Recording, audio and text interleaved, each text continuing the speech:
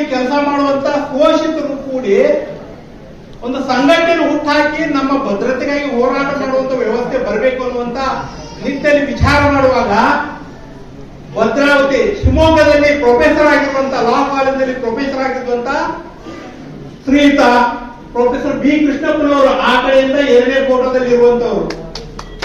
ಅವರು ಕರ್ನಾಟಕ ರಾಜ್ಯದಲ್ಲಿ 1974-75ರಲ್ಲಿ ಭದ್ರಾವತಿಯ ಟೌನ್ಶಿಪ್ ನಲ್ಲಿ ಪ್ರಪ್ರಥಮ ಬಾರಿಗೆ ಒಂದು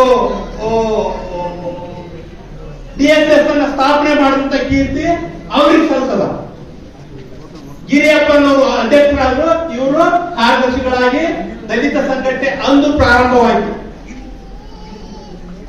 ದಲಿತ ಸಂಘಟನೆ ಉದ್ದೇಶ ಏನಾಗಿತ್ತಂದ್ರೆ ರಾಜ್ಯದಲ್ಲಿರುವಂತಹ ಶೋಷಿತರಿಗೆ ಮುಖ್ಯವಾಹಿನಿಗೆ ತರಬೇಕು, ಅವ್ರ ಮೇಲೆ ಆಗುತ್ತಂತ ದೌರ್ಜನ್ಯ ಅತ್ಯಾಚಾರ ಪ್ರಕರಣಗಳು ಕಡಿಮೆ ಆಗಬೇಕು, ಅವ್ರ ನ್ಯಾಯ ಕೊಡಬೇಕು, ಅವರು ಒಂದು ವ್ಯವಸ್ಥೆಯಲ್ಲಿ ಬದುಕುವಂತ ವ್ಯವಸ್ಥೆಗೆ ತರಬೇಕು ಅನ್ನುವಂತ ನಿಟ್ಟಿನ ಒಂದು ಉದ್ದೇಶದಿಂದ ದಲಿತ ಸಂಘಟನೆ ಕಟ್ಟಲ್ಪಟ್ಟಿತು. ಇದರ ಹೋರಾಟದ ಫಲವಾಗಿ ಅನೇಕ ಒಂದು ಮಹಿಳೆಯರನ್ನ ಮುಕ್ತ ಬಂತು. ಉದಾಹರಣೆಗೆ ಬಗರ್ ಹುಕುಂ ಹೋರಾಟ ಆಗಿರ್ಬೋದು, 1978 ಪಿಟಿಷನ್ ಯಾಕ್ಟ್ ಆಗಿರ್ಬೋದು, ಏನೋ ದಲಿತರ ಜಮೀನೇನು ಪರಬಾರೆ ಆಗಿತ್ತು, ಮತ್ತೊಬ್ಬರಿಗೆ ಹೋಗಿತ್ತು, ಅತಿಕ್ರಮಣವಾಗಿತ್ತು, ಕಡಿಮೆ ದುಡ್ಡಿನಲ್ಲಿ ಅಥವಾ ಆಮಿಷ ಒಡ್ಡಿ ದೌರ್ಜನ್ಯ ಮಾಡಿ ತಗೊಂಡಿದ್ರು, ಅದನ್ನು ಕೊಡ್ಲಿಕ್ಕೆ ಸರ್ಕಾರದ ಹೊರತು DSS ಹೋರಾಟ ಮಾಡಿ ಪಿಟಿಷನ್ ಆಕ್ಟ್ ಅನ್ನ ಜಾರಿಗೆ ತಂತು.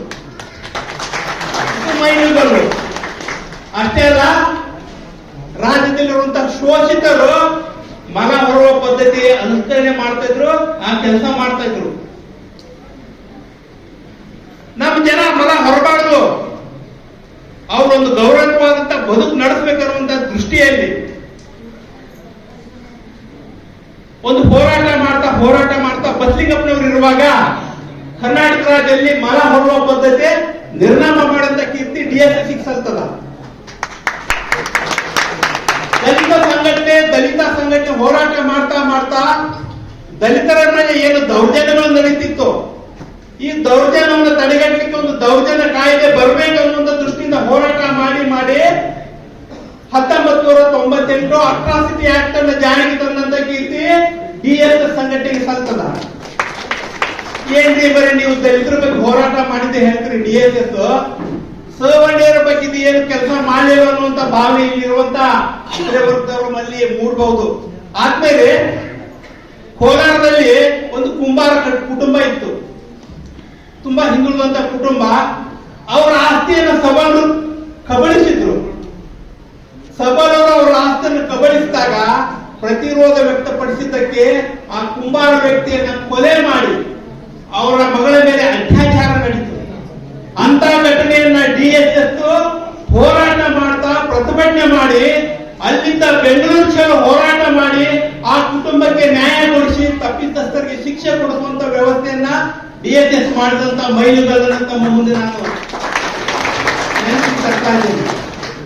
ಏನು ಕಂಬಾರಪಲ್ಲಿಯಲ್ಲಿ ಶೋಷಿತ ಕುಟುಂಬದ ಮೇಲೆ ಆದಂತ ದಲಿತರ ಸಹ ದಹನ ಆದಂತ ಘಟನೆ ಮರುಪರಿಶೀಲನೆ ಮಾಡಬೇಕು, ಆ ಕುಟುಂಬಕ್ಕೆ ನ್ಯಾಯ ಸಿಗಬೇಕಂತ ಹೋರಾಟ ಮಾಡಿ ಅದರಲ್ಲಿ ಜಯ ಗಳಿಸಿದ ಕೀರ್ತಿ DSS ಸಲ್ತದ. ಪ್ರೊಫೆಸರ್ ಬಿ ಕೃಷ್ಣಪ್ಪನವರು ಈ ಸಂಘಟನೆಯನ್ನ ವಿಸ್ತಾರ ಮಾಡ್ತಾ ರಾಜ್ಯಾದ್ಯಂತ ವಿಸ್ತಾರವಾಗಿ ಬೆಳೆದು ಅನೇಕ ನಾಯಕರನ್ನ ಅನೇಕ ಲೀಡರ್ನ ಹುಟ್ಟಾಕ್ತಿದ್ರು. ಇವತ್ತು DSS ಸಂಘಟನೆಯಿಂದ ಬಂದಂತ ಅನೇಕ ನಾಯಕರು ರಾಜಕೀಯದಲ್ಲಿ ಶಾಸಕರಾಗಿದ್ದಾರೆ. ಮೀಸಲು ಕ್ಷೇತ್ರದಲ್ಲಿ ಗೆದ್ದಂತ ಅನೇಕ ಶಾಸಕರ ಹಿನ್ನೆಲೆಯನ್ನು ಕೆದಕಿದ್ರೆ ಅವರೆಲ್ಲರೂ ಬಂದಿದ್ದು DSS ಹಿನ್ನೆಲೆ. ಇಂಥ ಒಂದು ವೈಚಾರಿಕ ಈ ಸಂಘಟನೆ ಆಗಿದೆ. ದಲಿತ ಕವಿಗಳಾದಂತಹ ಸಿದ್ಧಲಿಂಗಯ್ಯನವರು ಇದ್ದರು, ದೇವರು ಮಹದೇವಯ್ಯನವರಾಗಿರ್ಬೋದು, ಇಂಥವ್ರು ಅನೇಕವರು ಸಾಹಿತ್ಯಗಳ ಮೂಲಕ ಒಂದು ಹೋರಾಟದ ಕಿಚ್ಚನ್ನ ಹಚ್ಚಿದ್ರೆ ದಲಿತ ಸಂಘಟನೆ ಜನರ ಮಧ್ಯೆ ಹೋಗಿ ಸರ್ಕಾರದ ವಿರುದ್ಧ, ಅನ್ಯಾಯದ ವಿರುದ್ಧ, ದೌರ್ಜನ್ಯದ ವಿರುದ್ಧ ಹೋರಾಟ ಮಾಡ್ತಾ ಈ ರಾಜ್ಯದಲ್ಲಿರುವಂತಹ ಶೋಷಿತರಿಗೆ ಒಂದು ವ್ಯವಸ್ಥಿತವಾದಂತಹ ಬದುಕು ಕಟ್ಟಿಕೊಳ್ಳಲಿಕ್ಕೆ, ಒಂದು ಗೌರವವಾದಂತಹ ಬದುಕು ನಡೆಸಲಿಕ್ಕೆ ಒಂದು ವ್ಯವಸ್ಥೆಯನ್ನು ಕಲ್ಪಿಸಿಕೊಟ್ಟಂತ ಕೀರ್ತಿ ದಲಿತ ಸಂಘಟನೆಗೆ ಸಲ್ತದ. ರಾಜಕೀಯ ವೈಚಾರಿಕತೆ ಹಿನ್ನೆಲೆ ಇರುವಂತಹ ಈ ಸಂಘಟನೆಗೆ ಇವತ್ತು ನಮ್ಮ ದಲಿತ ಸಂಘಟನೆಯ ರಾಜ್ಯಾಧ್ಯಕ್ಷರಾದಂತಹ ಶ್ರೀಯುತ ಚಂದ್ರಕಾಂತ್ ಕಾಗೋಳಿ ಅವರು ನಮ್ಮ ಉದ್ಘಾಟನೆ ಮಾಡಲಿಕ್ಕೆ ನಮ್ಮೊಟ್ಟಿಗಿದ್ದಾರ. ತುಂಬಾ ಸಂತೋಷದ ವಿಷಯ. ಈ ಶೋಷಿತ ವರ್ಗಕ್ಕಾಗಿ ಹೋರಾಟ ಮಾಡಲಿಕ್ಕೆ ಒಂದು ಜವಾಬ್ದಾರಿಯನ್ನು ಕೊಡ್ತಾ ಇದೆ.